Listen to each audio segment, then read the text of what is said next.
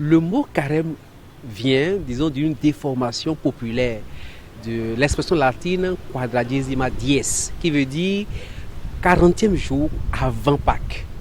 Alors, le carême, c'est une période de 40 jours pendant laquelle les fidèles sont invités à se convertir dans le jeûne, la prière et l'aumône.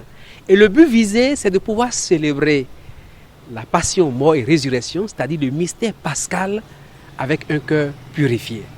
40 jours de conversion, ça veut dire que le fidèle est invité d'abord à travailler sur lui-même, à faire son examen de conscience, à voir quels sont les péchés qui sont dans sa vie et à lutter contre ces péchés-là grâce aux 3 moyens que l'Église lui présente, à savoir la prière. D'abord la prière. Le chrétien, normalement, pendant le carême, doit prier plus que dans le temps ordinaire.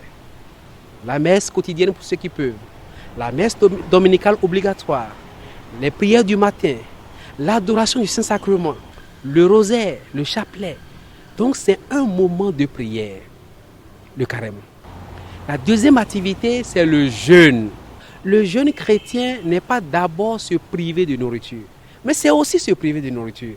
Parce que pour moi, c'est inconcevable que ce soit pendant le carême qu'on développe ses appétits, que ce soit pendant le carême qu'on se promène de bas en bas, de restaurant en restaurant, comme si de rien n'était. Je dis, pendant le temps de carême, on peut faire un peu d'effort pour jeûner. Ceux qui peuvent le faire, demi-journée, une journée entière, d'autres font même 24 heures, c'est-à-dire ils mangent à 20 heures aujourd'hui et ça fait à 20 heures le lendemain. Mais l'Église dit, faites-le avec prudence, selon votre santé. Le jeûne n'est pas que de nourriture, je tiens à le préciser.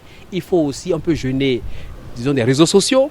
On peut jeûner des commérages, des mensonges, des bavardages et faire des efforts sur soi pour, disons, être au moins mieux ou meilleur pendant le temps de carême. Et la dernière activité, c'est le partage. Il suffit d'ouvrir les yeux de notre cœur et nous verrons autour de nous la misère que nous pouvons soulager en nous privant de ce qui est le superflu, mais aussi de ce qui est le nécessaire.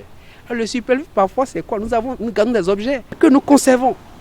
Alors que ces objets-là, ces habits, peuvent aider d'autres qui sont pauvres. Donc, le temps de carême nous invite à nous dépouiller de tout ça là, mais aussi du nécessaire. Normalement, le chrétien qui a bien prié pendant ce temps, le chrétien qui a jeûné pendant ce temps, le chrétien qui s'est dépouillé pour partager, il peut crier haut et fort à la veillée pascale, comme le dimanche de Pâques, Christ est vraiment ressuscité. Et lui-même est ressuscité avec le Christ.